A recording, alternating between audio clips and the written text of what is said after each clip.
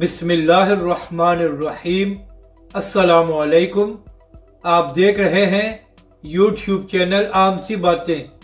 इमरान रियाज खान और साबिर शाकिर की बोलती बंद हो गई। मौलाना तारिक जमील और अल्लामा साद हुसैन रिजवी का एक ही मौक़िफ़। इस वीडियो में हम इसी के मुतालिक बात करेंगे। नाज़रीन इकराम, कल जब मस्जिद नबवी का तक़द्दुस पामाल किया गया और वहाँ पर सियासी नाराबाजी की गई, तो उसके बाद अल्लामा साद हुसैन रिजवी समेत हर पाकिस्तानी ने इस वाक़े की मज़म्मत की।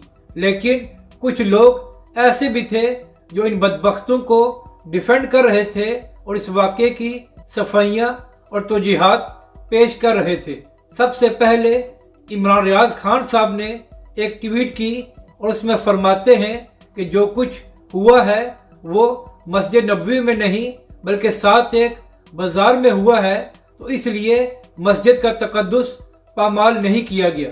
इसके बाद साबिर शाकिर साहब ने एक ट्वीट किया और उसमें वो लिखते हैं कि चोर को चोर ही कहा जाता है, इसमें गलत क्या है। और फिर आखिर में शहबाज गिल साहब जो इमरान खान साहब के सबसे चहीते हैं, उन्होंने ट्वीट किया और वो भी फरमाते हैं कि चाहे मस्जिद हो या कोई और जगह, चोर को चोर ही कहा जाता है, इसमें गलत क्या है। यानी कि इन तीनों ने पूरी कोशिश की कि उन बदबख्तों को डिफेंड किया जाए और उनकी तरफ से सफाइयाँ दी जाएं जिन्होंने मस्जिद नबवी का तक़द्दुस पामाल किया और वहाँ पर सियासी नारेबाजी की।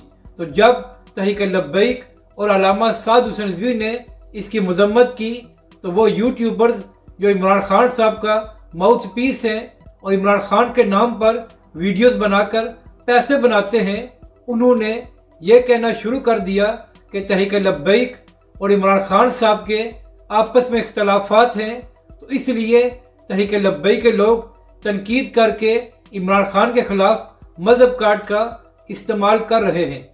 तो इन सब लोगों को मौलाना तारिक जमील साहब ने जवाब दिया है, जो इमरान खान साहब और पीटीआई के बड़े फेवरेट हैं। मौलाना तारिक जमील साहब ने अपने ऑफिशियल ट्विटर अकाउंट से एक ट्वीट किया है और उसमें फरमाते हैं कि जो कुछ मस्जिद नबवी में हुआ इसकी इस्लाम इजाज़त नहीं देता और इस वाक़े की जितनी मज़म्मत की जाए वो कम है।